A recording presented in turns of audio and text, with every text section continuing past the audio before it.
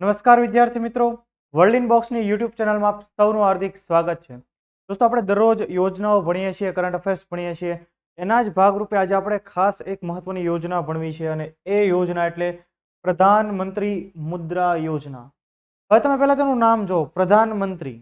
એનો મતલબ કે આ કંઈક યોજના કેન્દ્ર સરકારની હોવી જોઈએ. બીજું, પ્રધાનમંત્રી મુદ્રા. મુદ્રા એટલે સામાન્ય રીતે શું થાય? પૈસા, નાણાં. તો આ યોજના અંતર્ગત કાંઈક નાણાકીય રકમ મળતી હોવી જોઈએ. તો પ્રધાનમંત્રી મુદ્રા યોજના જૂની યોજના છે, પણ ઘણી બધી વખત પરીક્ષામાં પૂછાયેલી છે. તો આવી બીજી ઘણી બધી યોજનાઓ છે, એનું પ્લેલિસ્ટ તમને આ લેક્ચરના ડિસ્ક્રિપ્શન બોક્સમાં મળી જશે. તો આપણે વધારે સમય ન લેતા શરૂઆત કરીએ પ્રધાનમંત્રી મુદ્રા યોજનાની. હવે વર્ષ 2014ની અંદર મોદી ગવર્મેન્ટ 1.0 શરૂ થાય છે. નરેન્દ્ર મોદીનો વડાપ્રધાન તરીકેનો પહેલો કાર્યકાળ. એ સમયે એમણે નાના ઉદ્યોગોને લોન આપવા માટે થઈને એક યોજના શરૂ કરી, જે યોજના એટલે પ્રધાનમંત્રી મુદ્રા યોજના. તો 2014માં કાર્યકાળ શરૂ થયો, એના થોડા સમય પછી એટલે કે એકાદ વર્ષ બાદ 2015 વર્ષ 2015ની અંદર મુદ્રા યોજના લોન્ચ કરવામાં આવી હતી. તો આ પહેલો સવાલ આપણને અહીંયાથી પૂછાય. વિધાનો પૂછવાય તો વિધાનો પણ પૂછી શકે, અને સીધો સવાલ બનાવો તો એવો પણ બને કે મુદ્રા યોજના ક્યારે લોન્ચ કરવામાં આવેલી? તો કે વર્ષ 2015માં. મુદ્રા યોજના અંતર્ગત અલગ અલગ ફર્મને નાણાકીય રકમ મળતી હોય છે, એની પણ અલગ અલગ કેટેગરીઓ છે. હવે એ ભણીએ એ પહેલા આપણે મુદ્રાનું પૂરું નામ જોઈએ કે Mudra micro units development. Mudra એટલે શું? Micro units development and refinance agency limited. એનો મતલબ મુદ્રા એક નાણાં આપનાર સંસ્થા છે, એક ટાઈપની બેંક છે, એટલે એને મુદ્રા બેંક કહેવામાં આવે છે. અને આ મુદ્રા બેંક ઉદ્યોગો માટે થઈને નાણાં આપશે, પણ મોટા ઉદ્યોગ નહીં, નાના ઉદ્યોગ માટે. અને એ પણ કેવા ઉદ્યોગ? બિન ખેતી લાયક ઉદ્યોગો, નોન એગ્રીકલ્ચર સ્મોલ ઇન્ડસ્ટ્રીઝ. એને આ યોજના અંતર્ગત નાણાં મળશે. તમે જો, નોન કોર્પોરેટ બિન કૃષિ ક્ષેત્રના નાના ઉદ્યોગોને 10 લાખ રૂપિયા સુધીની લોન આપવા માટે મુદ્રા યોજના શરૂ કરવામાં આવેલી છે. કેટલી રકમની? તો કે 0 થી લઈને 10 લાખ રૂપિયા સુધીની લોન મળતી હોય છે. તો તમને અહીંયા સુધી એટલું સમજાય છે. હવે આ યોજના અંતર્ગત, મુદ્રા યોજના અંતર્ગત 3 મુખ્ય કેટેગરી છે, પરીક્ષાની અંદર પૂછાઈ પણ ગઈ છે: શિશુ, કિશોર અને તરુણ. કયા પ્રકારનો બિઝનેસ છે એ આધારિત 3 અલગ અલગ કેટેગરીઓ છે: શિશુ, કિશોર અને તરુણ. શિશુ અંતર્ગત 5,000 રૂપિયા સુધીની લોન મળવા પાત્ર થશે. 0 થી લઈને 50,000 સુધી, 5,000 નહીં પણ 0 થી લઈને 50,000 રૂપિયા સુધીની લોન. પછી કિશોર અંતર્ગત 50,000 રૂપિયાથી લઈને 5 લાખ રૂપિયા સુધીની લોન. અને ત્યારબાદ તરુણ 5 લાખથી લઈને 10 લાખ રૂપિયા સુધીની લોન મળવા પાત્ર થતી હોય છે.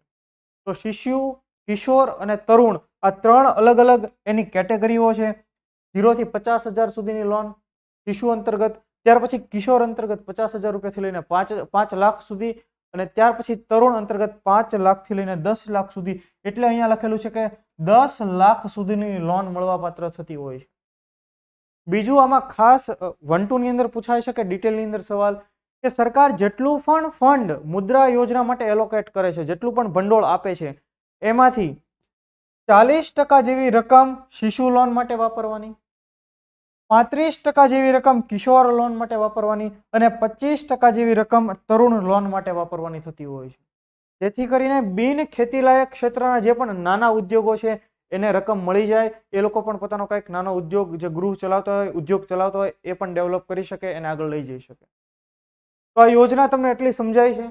અને આના માટેની એક મુખ્ય બેંક અથવા તો તમે એક મુખ્ય ઇન્સ્ટિટ્યૂટ ગણો તો કયું institute? Micro units development and refinance agency limited. તો શું આ એજન્સીની જ્યાં ઓફિસ હોય ત્યાંથી આપણને લોન મળી જશે? તો કે નહીં. નોન બેન્કિંગ ફાઇનાન્શિયલ કંપની હોય, બીજી બધી જે પણ લોન આપનારી સંસ્થાઓ છે, એના થકી જ લોન મળશે.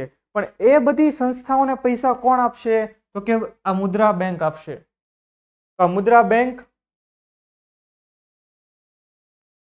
એ અલગ અલગ ઇન્સ્ટિટ્યૂટને લોન આપશે, અને એ ઇન્સ્ટિટ્યૂટ પછી લોકોને લોન આપશે, અલગ અલગ ઇન્ડસ્ટ્રીને લોન આપશે. તો આ રીતે એની સાયકલ રહેતી હોય છે. તો શિશુ, કિશોર અને તરુણ, આ 3 એની કેટેગરીઓ આ પરીક્ષામાં પૂછાઈ ગયેલી છે ઘણી બધી વખત. હવે મુદ્રા બેંકની વાત નીકળી છે તો આપણે અહીંયા જોઈ લઈએ કે 8 એપ્રિલ 2015ના રોજ વડાપ્રધાન નરેન્દ્ર મોદીએ મુદ્રા બેંકને લોન્ચ કરેલી. જેનું વડું મથક મુંબઈ ખાતે આવેલું છે. એ પણ આપણે યાદ રાખો. RBI નું પણ વડું મથક મુંબઈ ખાતે છે. હવે આ મુદ્રા બેંકનું પેરેન્ટ ઓર્ગેનાઇઝેશન કોણ છે? તો તમે જુઓ, મુદ્રા લોન શા માટે છે? મુદ્રા યોજના કોના માટે છે? તો કે નાના ઉદ્યોગો માટે છે, સ્મોલ ઇન્ડસ્ટ્રીઝ માટે છે. તો તમે જુઓ, small industries development bank of India, જેને આપણે સામાન્ય રીતે સિડબી કહેતા હોઈએ છીએ. તો આના માટે મુદ્રા બેંક માટેનું પેરેન્ટ ઓર્ગેનાઇઝેશન છે. અને મુદ્રા બેંક 2015માં 8 એપ્રિલ 2015ના રોજ વડાપ્રધાને એની શરૂઆત કરી. તો તમને આખી મુદ્રા યોજના ખબર પડી ગઈ. 2015માં લોન્ચ થઈ, એના માટેની આ બેંક, એની 3 અલગ અલગ કેટેગરીઓ, આટલું તમને સમજાઈ ગયું દરેકને.